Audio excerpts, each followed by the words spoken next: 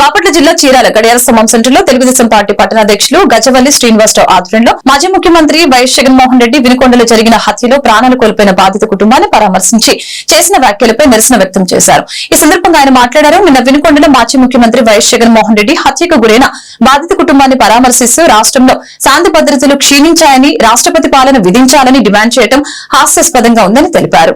ఈ కార్యక్రమంలో BJP, Janasena, Telugu Desam party నాయకులు, ముస్లిం మైనార్టీ జిల్లా అధ్యక్షులు సయ్యద్ బాబు తదితరులు పాల్గొన్నారు.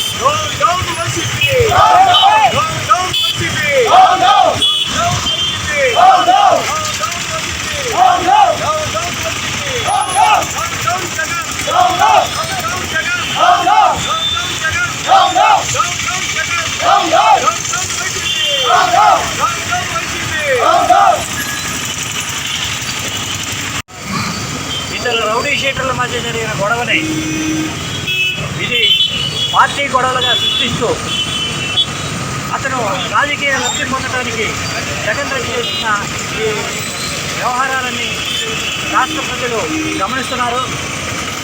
మీకు ఎప్పుడైతే మ్యాండేటరీ కూడా లేకుండా రాష్ట్ర ప్రజలు తిరస్కరించారో ఆ బాధ తట్టుకోలేక నెల రోజులు కూడా కాకముందే ఫ్రస్ట్రేషన్ ఫీల్ అయ్యి మా మీద దాడులు జరుగుతున్నాయని మరి మీడియా చెప్పడం, అక్కడ మీడియా సమావేశం ఏర్పాటు చేసి రాష్ట్ర ముఖ్యమంత్రి అయినటువంటి నారా చంద్రబాబు నాయుడు గారిని ఇష్టం వచ్చినట్టు మాట్లాడటం చాలా దారుణమైన విషయం.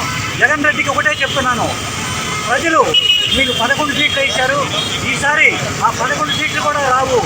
జాగ్రత్తగా మేము ఏదైతే చేశామో అది మీరు మనసులో పెట్టుకుని అనవసరమైన అవాకులు జవాకులు పెరగకుండా జాగ్రత్తగా ఉండాలి. మీరు ప్రతిపక్షంగా ఉన్నారు కనుక ప్రతిపక్షంగా ఎలా ఉన్నారో మేము చేసే పాలన మీరు ఏదైనా తప్పులుంటే సరిచేయండి. అలాగే మేము ఉంటే కింద తప్పులు పెట్టుకుని మీ పాలనలో ఎవరైనా న్యాయం చేశారా? అన్ని అరాచకాలు చేశారు. బాబాయికి న్యాయం చేశారా? చెల్లికి న్యాయం చేశారా? కార్యకర్తలకు న్యాయం చేశారా? కార్యకర్తలు వదిలిపెట్టారు, పార్టీని వదిలిపెట్టారు. మీ ఇష్టం వచ్చినట్టు భయపాలించారు. ఆటలు సాగవు. మీరు చేసే ఆరోపణలు ప్రజలు నమ్మరు. ఇది ఒక రాజకీయ కుట్ర. ఆ రాజకీయ కుట్రని రాష్ట్ర ప్రజలు తిప్పికొడతారు. మర్యాదగా మీ రాజకీయ కుట్రలు ఆపేసి మా ప్రజల్ని